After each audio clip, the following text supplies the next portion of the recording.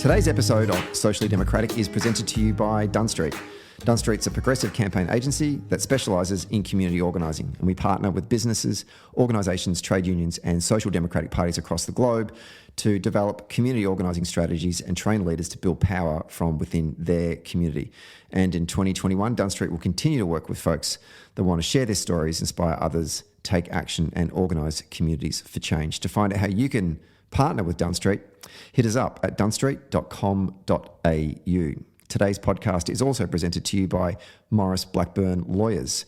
Who knew that using a different coloured pen could make a will invalid, or that removing some staples means the document is no longer legally recognised? I did not know that. Morris Blackburn's expert lawyers, on the other hand, do, and they know all the important tips and make creating a will super simple. Simply complete an online form and they'll arrange a time to discuss your needs and prepare your will and store it at no extra cost. Search Morris Blackburn Lawyers Wills today. That's Morris Blackburn Lawyers Wills today to get started on your affordable lawyer-written will. Hello, everyone, and welcome to another episode of Socially Democratic, your weekly centre-left politics and organising podcast, which is out every Friday, that dives into the progressive campaign issues of the day and the people leading them from home and abroad. And we're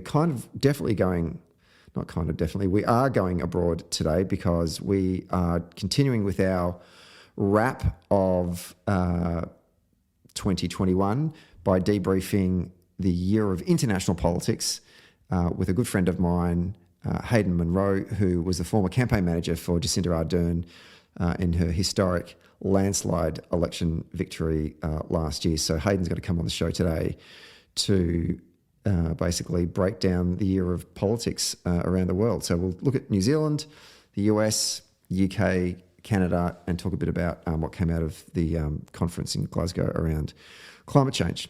Also want to mention, since we shot to number one in the podcast rankings for news politics, we've had a whole bunch of people write to us and sort of give us ratings and reviews on Apple Podcasts. And I want to read out one today from Troy Fernandez. If you write something funny, I'm going to read it out.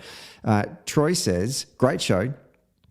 This pod is a must-listen for left-leaning political junkies. The guests are relevant, top calibre, articulate, and provides listeners with an insight into politics that many will never get an opportunity to hear or see. Great to see a pod with focus on Australian political content with occasional international guests."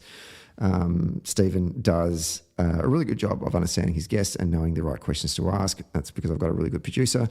Unlike many other pods, a presenter lets a guest talk and doesn't need everyone to know his or her opinions on everything, except for his rubbish sport teams. I highly rate this pod.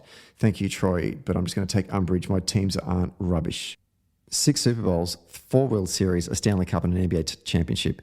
You can't be rubbish. I mean, that's not rubbish. That's just excellent. I mean, there's a parade in Boston basically every year these days. That's how cool it is. Anyway, but Troy, hey, thank you very much for leaving us a wonderful, wonderful review. And if you'd like to leave us a review or give us your feedback, let us know either on Apple Podcast or Podchaser. And don't forget to subscribe to the podcast on Apple Podcast, Spotify and Stitcher. And for all the latest updates, follow Dunn Street on Facebook, Twitter, Instagram and LinkedIn. Okay, let's get to today's episode.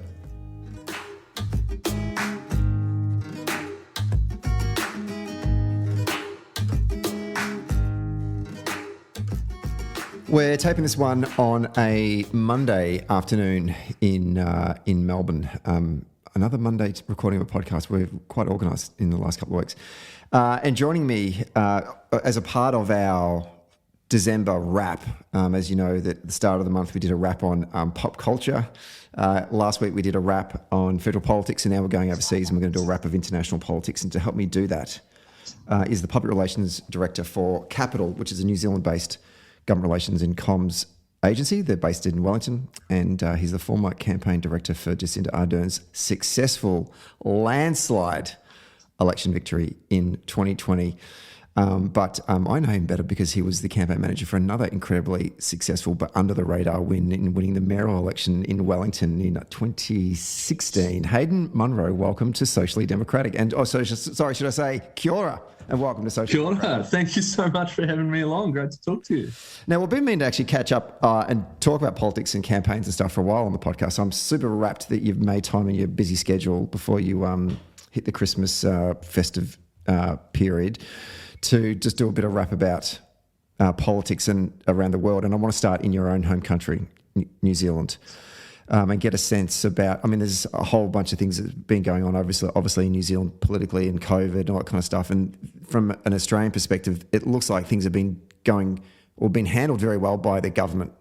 But I'd be super interested to get an insight from you about how has COVID been and the experience been for Kiwis, and where are we up to right now in terms of restrictions and lockdowns and all that kind of stuff?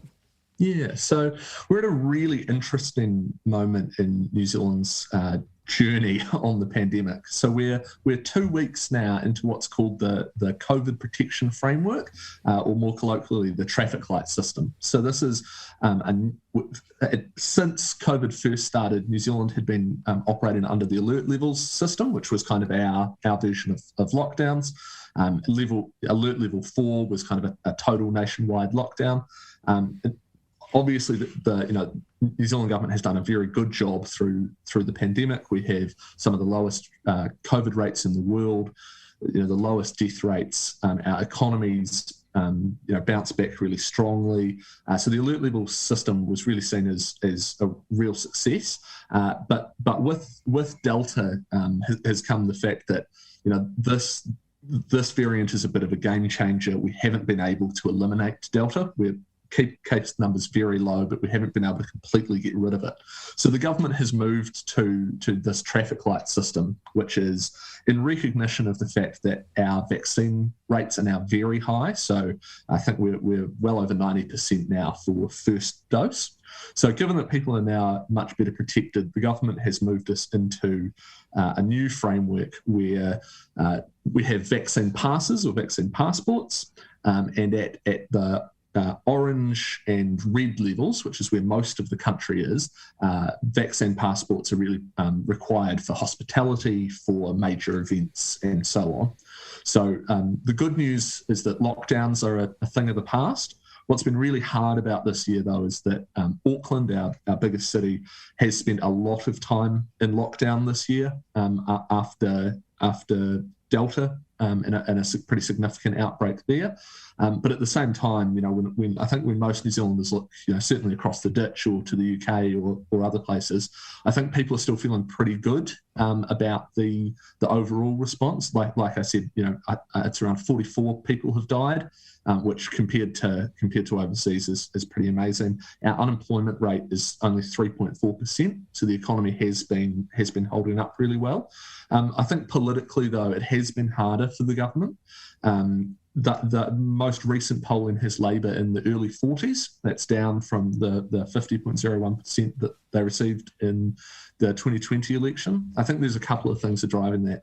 Fundamentally, as difficult as 2020 was, it was at least simple. The message to the public was stay home, save lives, and that eliminated COVID. And we had very long periods with no restrictions and no cases.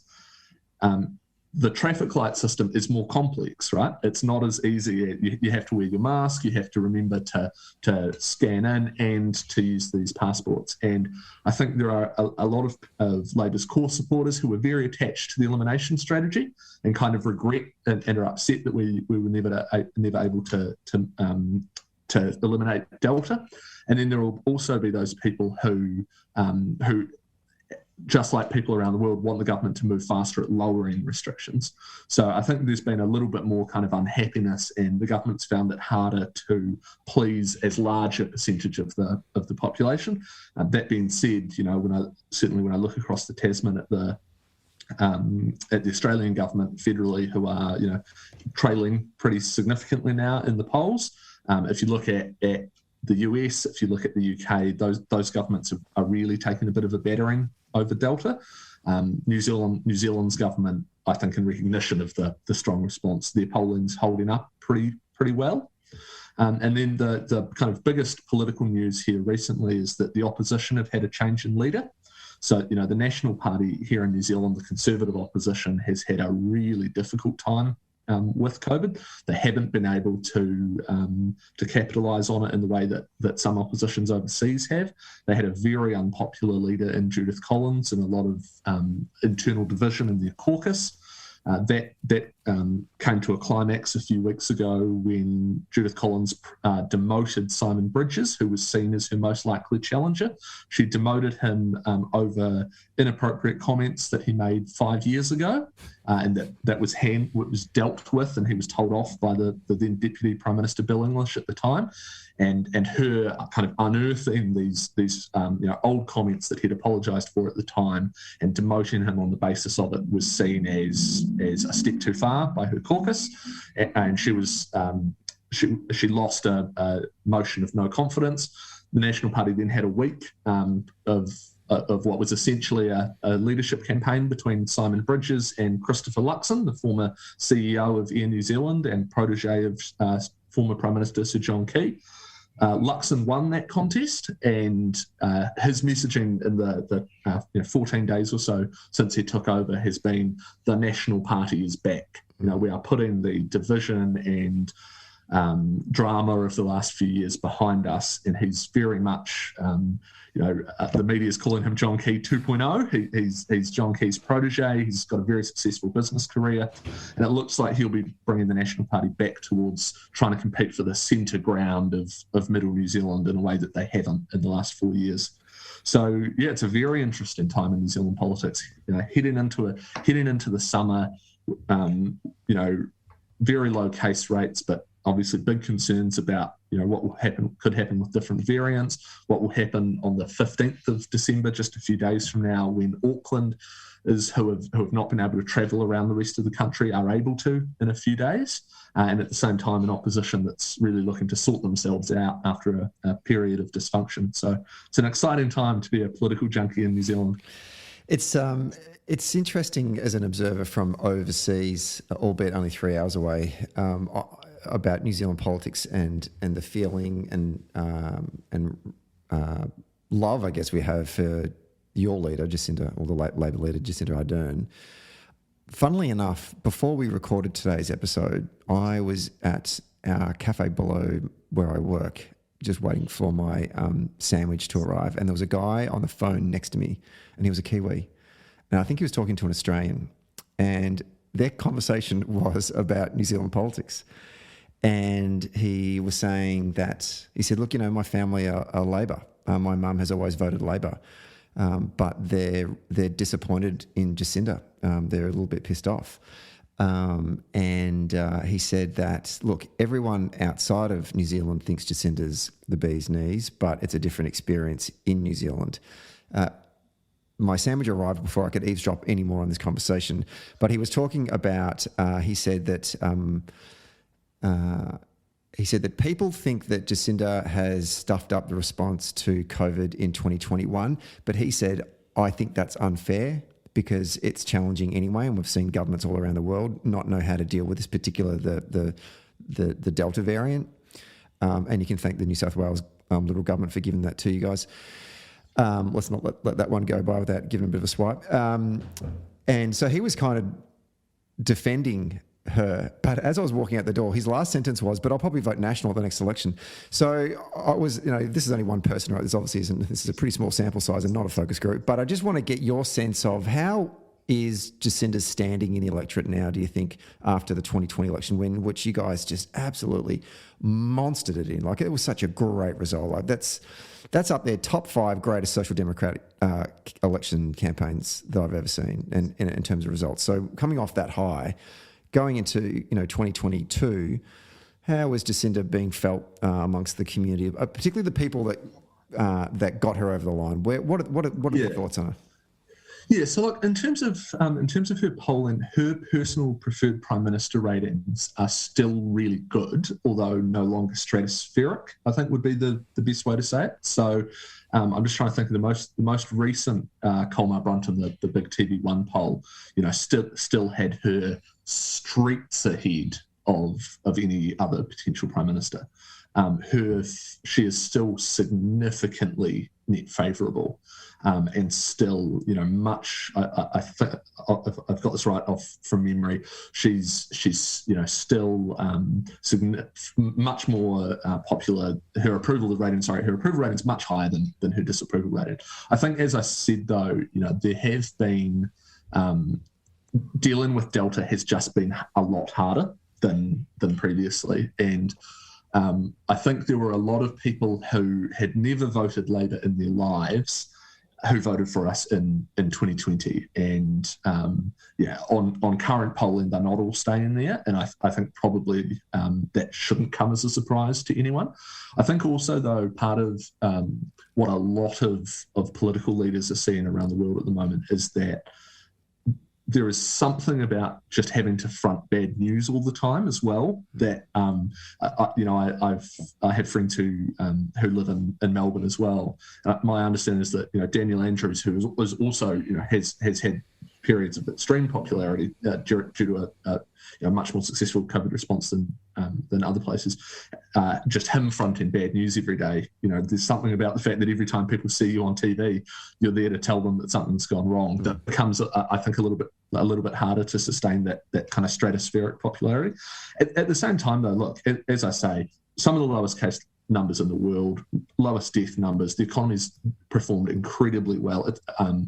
We'll see what happens with Delta, but 3.4% unemployment in the middle of a global pandemic is pretty strong. I think the other thing on the people who that Labour won over in 2020, is having sat in focus groups during that campaign. A lot of those people considered themselves to be loaning their vote to Labour to get through the crisis. So I think there are probably a fair number of long-time National Party voters who, when they voted for us in 2020, did so knowing or thinking that it would be the last time that they ever did it. So, that being said, the most recent polls still have Labour performing at a higher level than Helen Clark ever achieved in any of her victories. So sometimes I think it's important to look at the kind of long-term trends, and on any of those trends, you'd have to say that Ardern, even in the middle of dealing with Delta, still rates very highly against some of the most successful prime ministers of the modern era. It's funny when you say that, when coming off this stratospheric level of approval or support in the electorate, and then coming down to something that's not as stratospheric, but it's still like 60 points or something. It's just, and the media try and spin it as the shine has come off, or there's been saying this about Daniel Andrews, like during both 2020 and 2021, saying, the gloss has come off Daniel Andrews' leadership. People are finally seeing him for who he is. His approval rating is only 64% now. You're like, well, okay, it was up around 80 there a couple of weeks ago. So, but they would report as a drop of 15 points against Daniel Andrews, even though it's still probably, the last poll showed us that there'd be a swing to Labour at the next election. So, I think also, we are we haven't yet had a series of public polls since Christopher Luxon took over. I think we are expecting a real bump for National there. Their vote has significantly slipped to ACT, which is the kind of libertarian right-wing party to National's right. They've had a very good 2021. David Seymour, who's their leader, has been very effective as an opposition MP. To the extent ACT's media team is famous now for getting reaction to government announcements out faster than National, and in with more colourful quotes and being much more available to the media. So I think what we're expecting to see is a lot of those disaffected National voters who moved to ACT moving back under Luxon, and you'd expect to see some of those people who, as I say, were loaning Labour their vote in recognition of COVID, maybe moving home. But in New Zealand, it's MMP, so you have to look at the blocks, not just two-party preferred. The left bloc is still pretty comfortably in the high 40s, if not the low 50s. So as you say, things that kind of get reported as big drops. On the MMP basis, I think things are still pretty good. And again, I do think that if you take a step back from the kind of ups and downs of the polls, this government has an incredibly strong record to run on in 2023. As well as the fact that they're making all these slides, all this progress on COVID, doing such a good job with the pandemic. We're also seeing record levels of new home consenting. So that's been a really long-term problem across both parties. Governments of both parties have really struggled to get the number of new homes being built in New Zealand up. That's happening. As I say, unemployment's very low. 2022 will not be without its economic challenges. Inflation is a big one, especially with it being so hard for a country that's at the bottom of global supply lines. That can be a real challenge with COVID making global shipping much harder. But I think we feel that the economy is in a very strong space. Grant Robertson, who is the finance minister, has performed really well, and his numbers, and according to polling that I've seen, he's also kind of stratospherically net positive. So that's really encouraging. Anytime a Labor government has a finance minister who's well respected by the business community, seen as economically credible by the public, that's a real advantage. And I think that'll be those things. The strong COVID response, strong economy, should be enduring beyond the kind of grumpiness that's out there about Delta. What's been the experience in communities with COVID, particularly the Delta variant? If I can look at New South Wales and Victoria during the various lockdowns that the states have gone through and the cities have gone through, it's really impacted on migrant communities, communities that English is their second language, out of suburban people working the casualised workforce. How has that experience been for New Zealanders? Where have we really found COVID has sort of ripped through communities? Yeah, I think if you look at what was so hard about the Delta outbreak in Auckland, is that it was in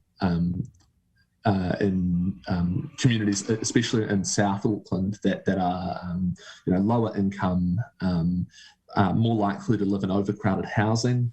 One of the most significant clusters was around a church in South Auckland, and that a lot of the people there are people who worked, so even under essential workers who were still having to go in under the alert level 4 and certainly under alert level 3. So that's been a real challenge. I think there's a couple of things. So the first is that the last year has been a real kind of tale of two halves in terms of where you were in the country really dictated your experience of COVID. Auckland really carried the load for the rest of the country. They spent a long time in lockdown. And that is really hard, right? Especially, we talk about this a lot, but especially for families of young kids, right? That's a really challenging.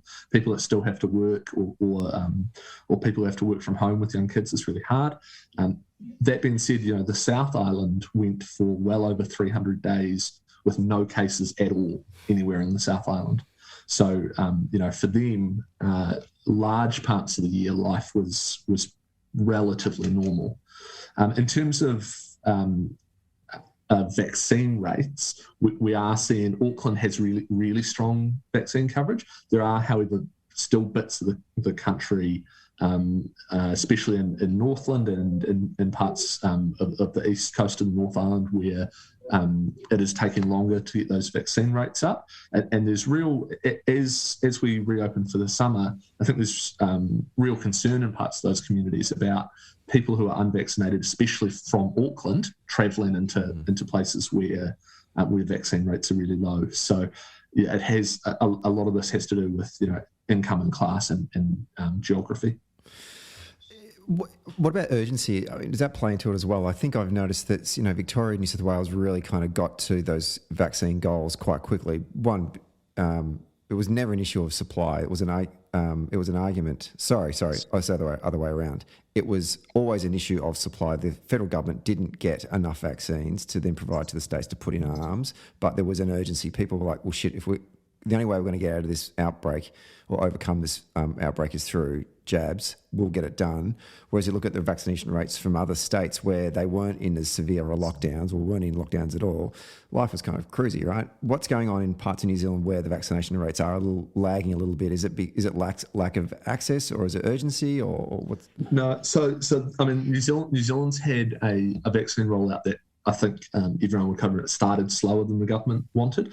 The government, though, made a decision to go all in on Pfizer. So we didn't have, I think Australia had AstraZeneca as an option much earlier. New Zealand decided Pfizer was the best performing vaccine and was the way to go. And that did put us a little bit at the mercy of Pfizer's supply schedule. That being said, I think it is probably a relatively similar experience where our rates of vaccination really increased once Delta arrived, and parts of the country, were in lockdown for a long period of time.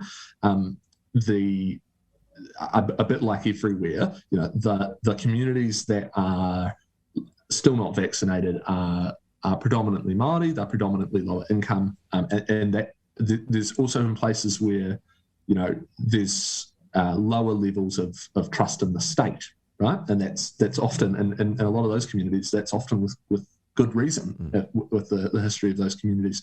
And that being said, some of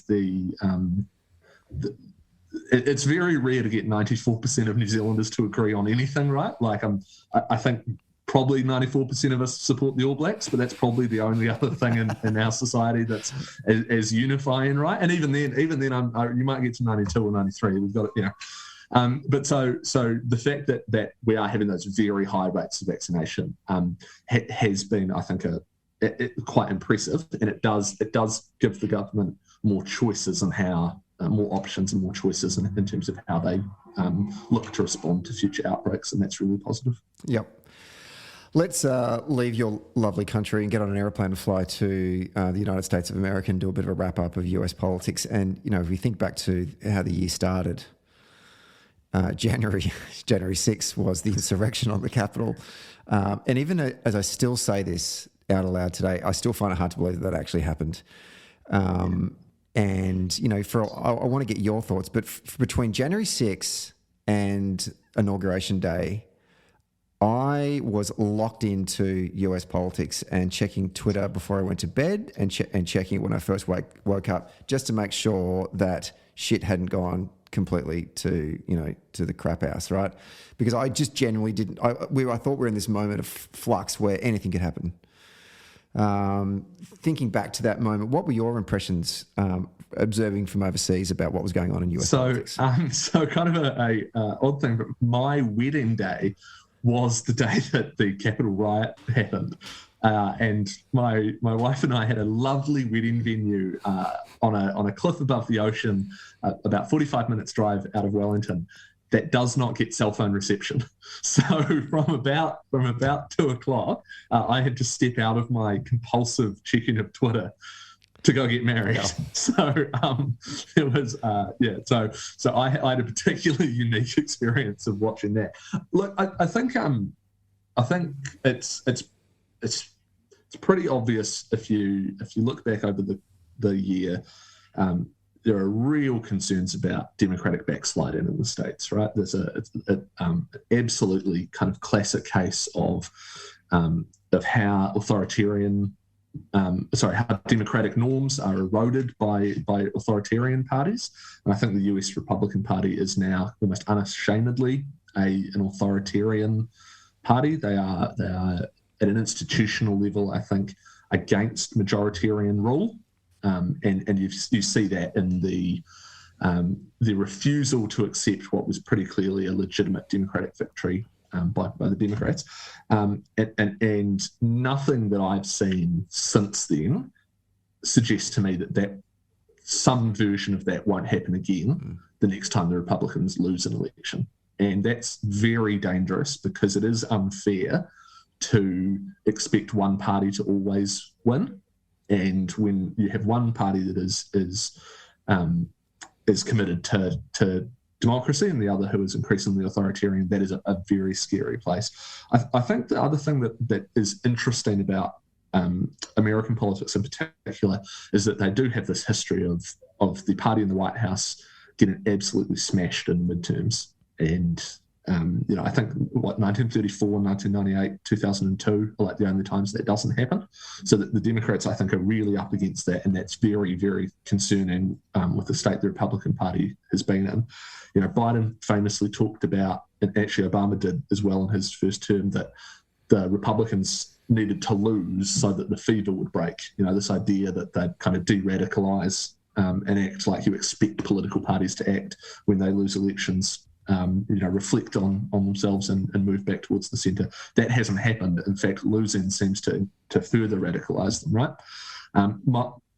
I might come back to this point a lot over this, but as a Kiwi, one thing that I am very grateful for is our proportional representation system here in New Zealand. I'm a big believer that every vote has to count the same, and that when you do and you allow the people who can pull a coalition of a majority of voters together, and then you let them govern, and then they face another election, that's a really good way to run a country. And I think you see that in our success at tackling COVID compared to many other countries. And I really worry that the Democrats have not been able to move on some of those structural rules of the game things that I think reward the type of authoritarianism that they see from Republicans. So I think that'll be a big feature of the next 3 years. And then looking out past that, the Senate and House map for the next decade is really hard for the Democrats. So they're facing a really potentially long and really difficult period of time. I think I understand where Biden's coming from in terms of his agenda, in terms of his policy agenda. He wants to focus on that. He doesn't want to be talking about the rules of engagement, as you've put it. Yeah. He wants to be talking about creating jobs for Americans and American families and all that kind of stuff. And I think that's a good central plank for any social democratic party and leader. But to your point, you can't create legislative change if you don't control the chambers. And you're right, all things point to a midterm in 12 months from now in which the Democrats lose both control of the House of Representatives and the Senate. And then you're back to square one again, really. You control one branch of the government, but you can't do much with it. And the Republicans are going to be ruthless, as they always are. Yeah. And it's kind of like this moment right now where you feel like saying to Biden, brother, you are on the clock. You've got less than 12 months to fundamentally alter the way that your democracy works. Otherwise, you're going to get belted. I mean, if you're in that position, you're advising Biden, what do you say to him? How do you try? So, look, I think, and again, I'm speaking from a particular context in New Zealand where this is kind of our political history, which is that in the 80s and 90s, both of our largest political parties engaged in some really radical new right reforms, and in both cases it was explicitly counter to what they had run on. So the 1980s Labour government in New Zealand, famously under Rogernomics, we were essentially Thatcherites as a government on economics during that period, despite running as a socially democratic party. And then the Conservative National Party ran a campaign in 1990 promising a return to a decent society and that they were going to put a stop to this. And then they actually ramped things up. And the New Zealand public voted to change the electoral system in explicit rejection of that type of kind of radicalism. And since then, New Zealand politics has moderated. It has been very civil. It is, New Zealanders, I think, look on that with pride. And so I'm coming from a place where I've seen that changing the rules of the game and changing them explicitly to require governments to win the support of a majority of the public, an actual, majority of votes cast, is a powerful moderating influence. against kind of the radicalism that we see overseas. And if I was talking to Biden, the point I would make is that while, yes, your policy agenda is, in the context of a competitive election, probably the right thing to do, you are not just facing an opposition party who is looking to beat you through standard democratic elections. You are the US is kind of on this precipice of how do you grapple in a two-party system where majorities of the popular vote are not needed to hold the Senate, for example. That the Senate has a real bias towards Republicans. They can win the Senate without getting even close to a majority of votes cast. I think to run a standard kind of political campaign up against all of those factors is kind of naive, and the rules of the game really matter. And the bad outcome for the Democrats is that they use their 2 years to pass, maybe they get as far as passing the Biden's Build Back Better plan, and it is one of the great progressive reforms, but that those 2 years are really the end for a long period of time. And, a really empowered Republican Party that not that long ago was able to win unified control of government in 2016, and these things do happen, could do enormous damage to America's social fabric and democracy. At the same time, though, Biden has to operate within the system that he has to operate in, and they've only got 50 votes in the Senate. And Manchin's showing no sign of wanting to grapple with any of these issues, right? So that just makes it very, very hard.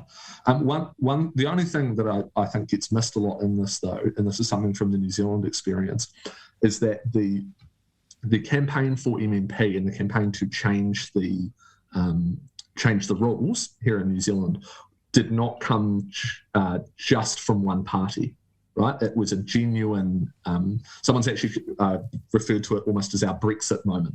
Stuff, one of our big newspapers, did an excellent series on this. And it was in the sense of kind of rejecting a bipartisan, what was then a bipartisan consensus around radical new right policies. It was a genuine democratic uprising to assert that we wanted a more democratic system. And I think if I was an organizer in the US and I was trying to decide what issues most needed my attention, and I was looking to build civil society groups to campaign for change, I'd be really looking at those rules of the game. I mean, we do see a lot of that work being done. It doesn't really get reported on. It's pretty kind of niche sort of stuff, right? But there are a lot of community organising groups that are doing that work. Where you can see some states do have really good, strong voting processes now, but it's just not happening in those critical states where governments won and lost. Well, if you look at the work that someone like Stacey Abrams has been doing in Georgia, for example, I think that just shows how important and how you really can make a huge difference doing that kind of grassroots organising that you always talk about, right? So but it's the depressing part is what's happening is in states like Georgia, North Carolina, Arizona, Texas, Pennsylvania, Wisconsin, Michigan. Where they control state houses, Republicans are bringing in new electoral laws that make sure whatever happened in the count in 2020 doesn't happen in 2024. And that's exactly the type of thing I'm talking about, right? Where once again you kind of see Democrats acting as if this was just a normal election, and Republicans trying to screw the board. And it's if two people are playing Monopoly and one person's faithfully going around the board and the other person's nicking straight out of the bank whenever they can, that's, if you pretend that's a normal game, it's not. That was me. I was if I could just steal that money, I'd probably win. Anyway, okay, let's go across the Atlantic and to the UK and talk about politics over there. The year started with the May elections, which was kind of the first test for the new Labor leader, Keir Starmer. Labor lost Hartlepool, there was a whole bunch of local council elections, which are pretty significant in UK politics, less so here in Australia. Scotland stuck with the SNP again. I spent most of my night actually just watching BBC Scotland to see how Labor would go there, but it wasn't a great night for Labor in north of Hadrian's Wall. Strong results for the Labor Party in Wales, again, which is great. So not a great start to the year, but then July saw that by-election in Batley and Spen. I love the names of the constituencies in the UK. They're fantastic. Okay. Labor's Kim Ledbetter held the seat for Labor with a reduced majority, but was seen as a great result for Labor because I think the polls suggested that Labor were going to lose, but she held out. She's the sister of the former Labor MP that was murdered by some right-wing nutjobs. I think I could be wrong about that, but she certainly is related. So that was also there was a nice moral victory to that result for Kim. Your reflections on the results through 2021 and your feeling about the Labor's chances going forward under this new leadership? Yeah, so look, I think the first thing is if you take a step back, 2019 was so devastating for UK Labour. And it didn't. It was also it was a really bad result, but it was also the kind of the climax of a lot of really difficult internal battles that they have to have. And so Starmer, I've heard him talk about this before. They've got a really big hill to climb before the next election. They're starting from a long way behind, not only in terms of seats, but in terms of the work that you have to do as an opposition to build a credible path back to government. And Boris Johnson, although he is a pretty morally repugnant individual and pretty transparently terrible at governing, I think people often underestimate how much of just an exceptional politician he is. If you think back to the situation that the UK Conservative Party found themselves in a few years ago, it's quite similar to other conservative to centre-right parties around the world, where you are seeing that the kind of more radical anti-immigrant kind of they had UKIP and Nigel Farage and the whole Brexit movement eating their right flank, and they were losing centre voters over austerity.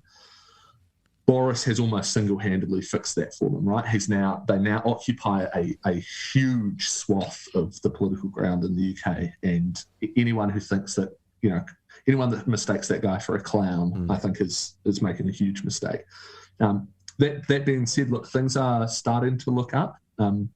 Boris's personal behaviour and more so the kind of culture of complete disdain for ordinary people, I think has found its perfect symbolism in the recent scandal about the Christmas party at number 10 that had happened while millions of Britons were following the rules and not seeing their family for Christmas, and then to have video of Boris's staff laughing about that come out, I think speaks to that kind of Tory derision for everyone else. That coming off the back of a real scandal around UK Conservative MPs lobbying for money for clients while being MPs, I think speaks to some of that Tory sleaze from the 1990s. So the UK Conservative Party is in trouble. That being said, UK Labour has a really long way to go. I always say that when the public votes a party out after a long period in government, and UK Labour's last period in government was, their longest in a very long time, if not ever. When they vote you out of government, they're sending you to the sin bin. They're sending you to wander in the desert, and they want you to come back having sorted yourself out, coming back unified, coming back with a mission, a sense of a project, a vision for national renewal. And you have to find a leader that can inspire your base and persuade the middle. And I think the job for progressive politicians is always to reassure middle ground voters in ways that conservative parties just don't have to do. And I think that's the job that UK Labour has to do. And Starmer certainly seems to get that that's the challenge, but as I say, they start a long way behind. And I think part of the challenge for UK Labour, they've never really resolved the kind of Blair versus Corbyn ideological rift. And my sense is that for them to retake government, they're going to need to be able to find and voice a credible new socially democratic positioning and vision for the country that is socially democratic in kind of the best sense of the word. And Starmer, I think, is still trying to piece that together. So it's a really interesting time at the moment. Boris, does appear to be, as people thought he would, getting in his own way because of the sleaze and the chaos. So Labour has the opportunity. It's just can they be positive? Can they be unified? And can Starmer kind of find that other gear that will allow him to really connect as a potential future Prime Minister? When I think of Labor governments that have been in power for a number of years and then get sent to the opposition benches and have to go through that experience that you have just so articulately put, it's not easy at all. Because, you're right, you've got to go back and go, all right, particularly say we think about Australian Labor, and I don't think we've ever really completely grappled how to have dealt with the success of the Hawke-Keating era, because it was such transformational reform that we did. We, modernised the Australian economy. We did so much. We still sort of are searching around trying to work out what are we about at a national level even to today. I don't think we've ever kind of nailed that. So it's not easy. And we've had some great leaders over that period here in Australia try to help us do that. Good people. In Britain, to go through those growing, I won't call them growing pains, it's more like to reflect and evaluate. Drinking pains. Yeah, exactly. Reflect, evaluate, and then reset and then go again is tough enough.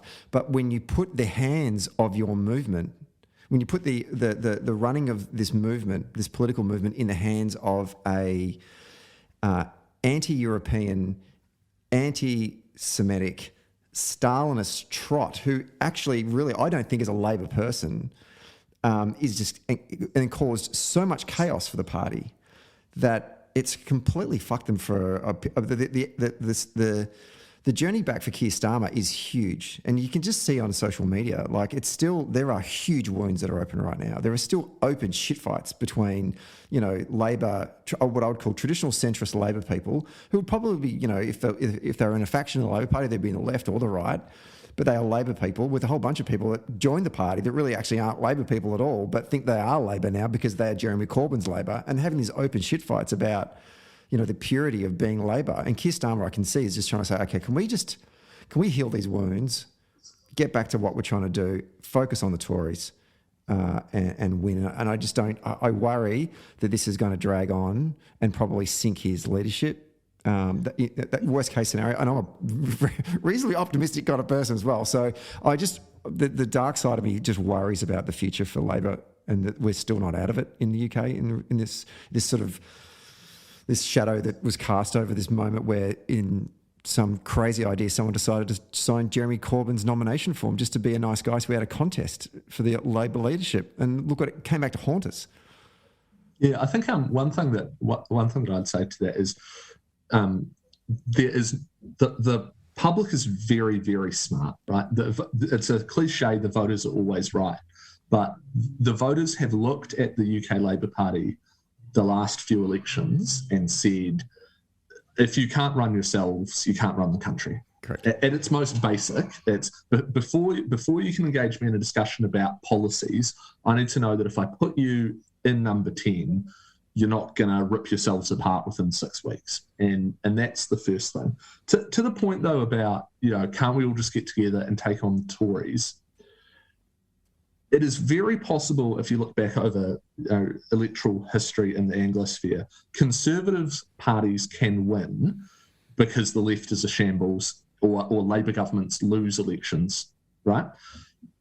It is never really enough for the right to fall apart, for the left to govern. Progressives have to win government in ways that I'm not sure that centre-right parties do. If you look back over the history of the UK Labour Party since the war, it's Blair and Wilson, I think, are the only people who have done it. It's really hard. And part of that is institutional stuff around, I think that's a party that still needs to decide who they are. But part of that is also just accumulated brand damage from years of infighting and economic concern.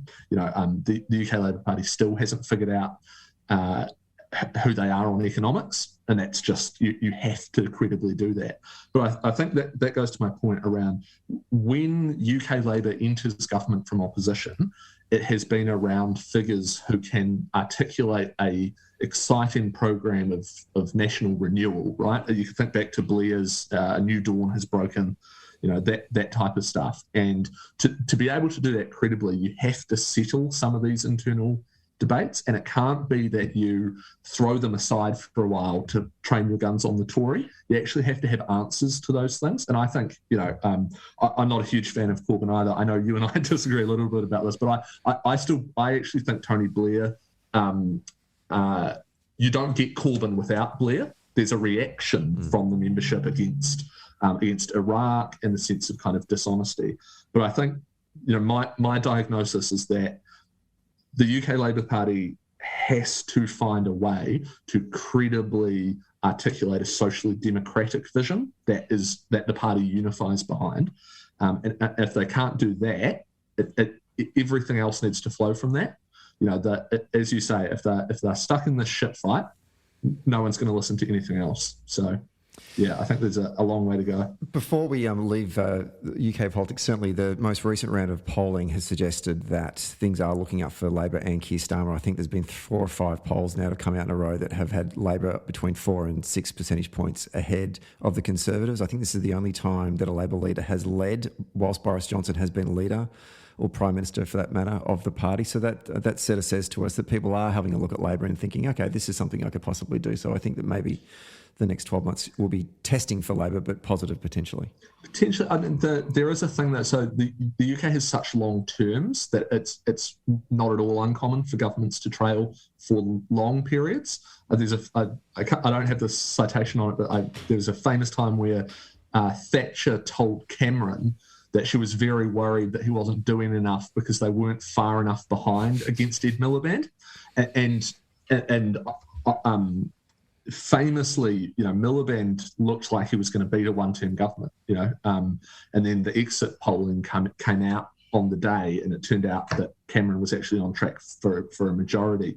So there is, at this point in the cycle, polling is really a referendum on the government, and people kind of move around. But as you get closer to an election, it becomes a choice between 2 parties. And I guess the point I'm making is it's never enough just to assume that the Conservatives will hand you the election, and that progressives, you need to go out there with a serious case to make, and a leader that connects with people, motivates your base, persuades and reassures the middle, and you need to do that in a way that is genuinely united. Let's head north to the city of my parents, Glasgow, and there was obviously a big global conference on climate change there last month or the month before. We here in Australia have absolutely no idea what happened in terms of the discussions around climate, because our Prime Minister went there and turned it into an absolute circus by trying to awkwardly avoid the French Prime Minister the whole time, and then actually sort of, breaking all diplomatic norms and backrouting against him to the Australian media and then lying about it. So do tell me, Hayden, what exactly did happen at Glasgow that had something to do with climate change? Because I missed all of this. Yeah, so I think you'd say that wasn't a shining example of Australian diplomacy, would you? That's yeah, no, that. But look, Glasgow, I think is being seen as a little bit of a missed opportunity in terms of the global fight against climate change. Famously, the agreement there was watered down a little bit at the last minute when it came to coal generation. But I guess the good, not good news, it's climate change. There's no real good news. But analysis that I've seen from Climate Action Tracker, I think, seem to suggest that the agreement that came out of Glasgow, if everyone were to follow it to the letter of what they agreed, you'd be looking at about 2.4% warming by, I think, 2100. So, it's good we have an international agreement. It's good that these things are still happening, but still a long way to go if we were going to hit any of the Paris goals, which was about limiting warming to 1.5. Who were the ones that jumped out of the card at the end? I remember reading some kind of commentary about this, that there was a couple of I think was it India that sort of kind of at the last minute said, no, we want changes to the language, the certainty of this, because we want the Western countries to do a bit more heavy lifting when it comes to this. We're getting punished. Yeah, and this has been an ongoing thing across the various rounds of COP, right? Which is that, if you look at the history of emissions, it is true that the richest Western countries are responsible for historically the vast bulk of using up the emissions budget available to the world. And it is galling for developing countries, especially China and India, who have millions and millions and millions of people in really abject poverty, whose lives could be transformed through electricity being available, but who are now told that can't happen because someone else has used up all the emissions budget. That's a really tricky global geopolitics problem, and I don't know that we're there yet. In terms of those issues being able to be resolved. And I think that was really the dynamic that was at play, is that the most developed Western countries weren't seen as doing the heavy lifting that developing countries thought they should, because of the fact that it's them that used up most of the budget in the first place. I'm not a policy guy by any stretch of the imagination, but I would assume then the next time you go around, to avoid that kind of conflict or that argument being put up, and a reasonable argument, as you've put it, by developing countries like India and China, is to say, well, then why don't we as a global community invest heavily in other forms of renewable energies in those particular countries to deliver those kinds of things that those countries need? Yeah, I also think that something, again, I was a press secretary in government, not a policy advisor, so you never listen to your press sec on policy. I'm just the guy that writes the press release for you. But one thing that I think developed countries who have been able to make a positive contribution have been able to do is around spend the money on research and development. So I've read really good analysis. Germany put a lot of money into subsidies for solar during the 2000s, 2010s, and that a lot of those technology breakthroughs really helped to pull down the cost curve, and it made solar a much cheaper technology. Now solar's cheaper than gas in a lot of places, right? So I think it is totally fair for the countries who developed and built so much wealth out of burning fossil fuels. Not only could we look at investing in developing countries, but I think we also have a responsibility to spend a lot of money finding new and better and greener forms of energy. So I'm personally, again, not a policy guy, but based on what I've read, I'm a big fan of governments, especially in the West, massively increasing their R&D budgets for especially green energy. Any policy people listening to a former press sec and a former field organiser is talking about this kind of stuff must be pulling their hair out. But, we're giving it a stab, and that's the important thing. Climate politics in Australia has been the third rail of Australian politics. We've not wanted to touch it. It's just been an absolute shit show since, the Greens and Tony Abbott blew up the CPRS. How is it playing out in New Zealand? Yeah, it's really interesting. So we're really lucky in a way. It's never been as third rail. And in fact, actually, Christopher Luxon, who's the new National Party leader, is already making sounds that he wants to modernise his party on climate change, which is really encouraging. I think all parties but one here in New Zealand voted for our Zero Carbon Act, which commits the country to carbon budgets. National, the Conservative opposition did sign up to that. So, in a way that I certainly couldn't see the Liberals or the Nats over in Australia doing. So that's been really good. At the same time, though, New Zealand's emissions profile, we have very high rates of renewable energy compared to the rest of the world, but per capita, we have really high agricultural emissions. Our dairy industry is a huge source of economic security for us. It's a major export earner, and New Zealand is still figuring out how to grapple with that and how to solve that challenge. So our government, the Labor government, set up some really good early plans to start to measure and hopefully reduce agricultural emissions. There's still a long way to go there, though, and in terms of the politics of it, though, I think the significant majority of New Zealanders favour action on climate change, and a significant majority of swing voters do as well. And that's just simply not the case in Australia. I having sat in focus groups for the Labour 2020 campaign, people who had been national voters who we were trying to win over, they cared about climate change. There was a reason that the Lake Onslow project, which is a significant green energy infrastructure project that our government is pursuing, there was a reason that was a manifesto commitment, because the party that was going to do the most to tackle climate change was doing themselves real favours politically. In one sense, we're very lucky that that's where public opinion here in New Zealand is compared to your lovely country. So the takeaway is we need to stop digging up brown coal, but you need to get your cows to stop farting is probably the best way to describe it. Well, in both of those, as I said, I'm quite in favour of significant R&D, because there are actually things you can do in the R&D space about agricultural emissions. I've seen some really exciting stuff about different types of seaweed, if used as feed, can reduce the relative emissions intensity of cow emissions. So you don't want to be a techno-futurist about these things. Like, you don't want to assume that there's technological fixes for a lot of these. Sometimes we are just going to have to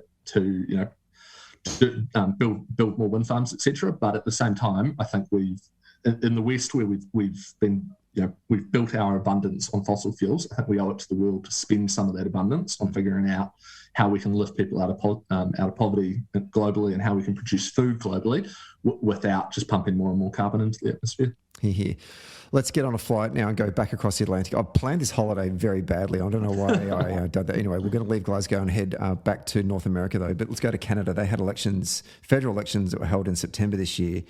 The Prime Minister, Justin Trudeau, from the Liberals, went early. What were his strategic intentions in doing that, and did it pay off? Yeah, so look, this was a pretty classic case of the dangers of an early election, right? So Trudeau was polling very highly off the back of the COVID response. He's been in a minority government with the Canadian New Democrats, and he pretty transparently saw an opportunity to strengthen his hand and to turn that into a majority government. And he made his announcements, and his polling plummeted. Canadians didn't feel the need for another election. They thought that things were trucking along pretty well, and a lot of the polling that I've seen suggests that people saw this as pretty transparently self-interested. And in a pandemic, I think they wanted their government to be nose to the grindstone, back to work, instead of out there chasing votes. And so the outcome is that Trudeau didn't get the majority that he wanted. I think actually the NDP might have picked up just a couple of seats, but broadly, most parties returned with not that much more or that many less seats than they had beforehand. So I saw one Canadian commentator called it the go back to work election. So I think if you look around the Anglosphere, Theresa May went for a majority with an early election in 2017. It really didn't work, and it just goes to show that when voters send you to work, they don't like to see you coming back to them before unless they think you've got a really good reason. They want you to go and do the things you'd said you'd do and not come back for more. I just wish we had fixed terms across the board, certainly here in Australia. We do it mostly at a state level. Most of our states have fixed terms. A couple don't, but obviously federally it requires a change in the constitution. But just 4-year fixed terms federally would be so much better. It's just so we can actually because I just don't think this ever works. I think strategically it's just got so many pitfalls that you've just pointed out. Yeah, I think what's interesting here in New Zealand, so it's becoming a norm. So we have, prime ministers can call within a period of time.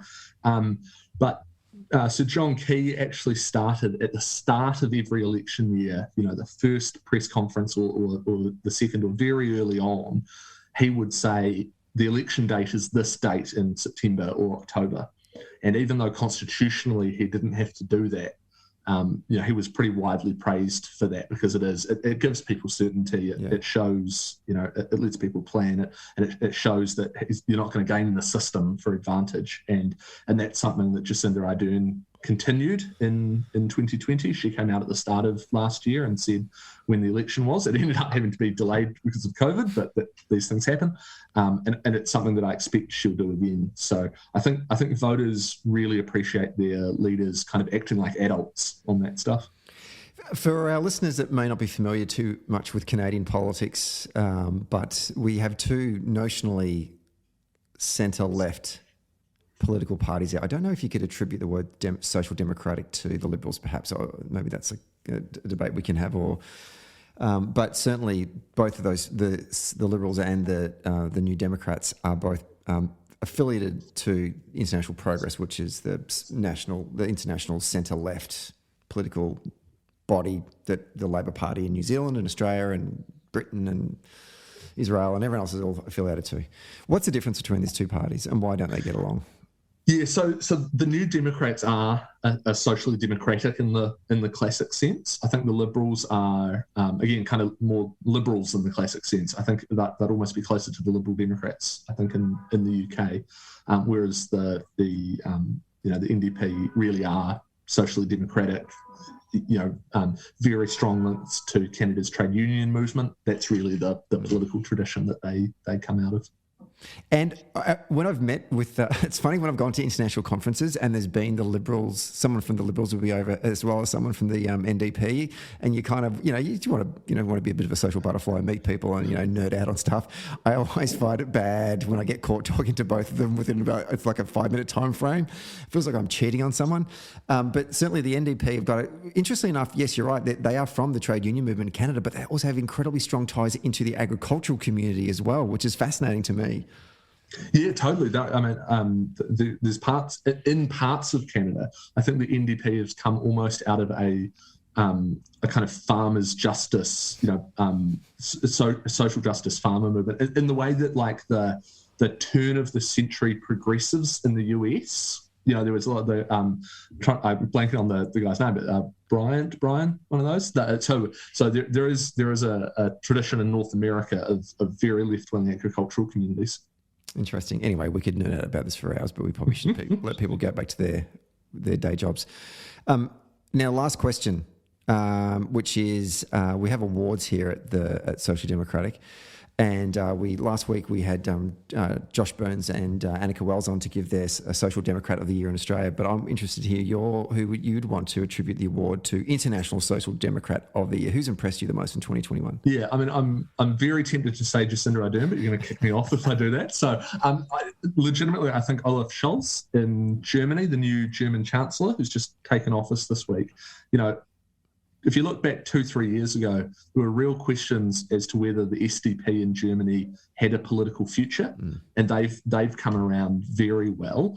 I think his personal style has been a big part of that. He's someone who I think does a very good job at, as I've talked about before, at reassuring maybe kind of nervous middle ground voters while still getting his base really fired up. And look, Stephen, you and I think talked about this in 2016 when you came over. There was a long period of time where it looked pretty bleak for Social Democrats around the world. And I think actually, the experience of COVID in particular, I think has reminded a lot of voters around the world that there is a really important role for an active state, one that finds it, a way to both temper the worst impulses of capitalism, but that also, submits the state to proper democratic oversight, so that there's good government and clean government and competent government. And I think that if you look at what Scholz has done, he's done a really good job of being a champion for that kind of vision. And I think if you look around the world, it's actually now conservative parties who are struggling with what does a post-COVID conservative approach look like. So it's a really exciting time to see wins like that, and I think he's a good standard bearer for that approach. So he'd get the award from me. Here, wonderful. Hayden, mate, it was wonderful to speak with you today. We wish you and your family, and actually the wider Labor family over in New Zealand, a safe and happy festive period and a successful 2022. And we thank you for your time on the show today. No worries. Thank you so much for having me.